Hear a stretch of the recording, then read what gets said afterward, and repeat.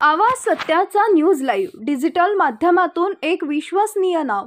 आवाज सत्याचा न्यूज लाईव्हच्या बातम्या आणि जाहिराती पाहण्यासाठी सबस्क्राइब करा आणि बेल आयकॉनवर क्लिक करा। गेल्या 3 तासापासून आम्ही सगळे दिव्यांग पाहू शकतो।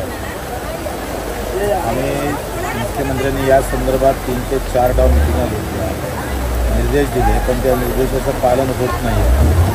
200-300 दिव्यांग आमदार निवासच्या वरती पण आहे आणि सारखा धो-धो पाऊस चालू आहे।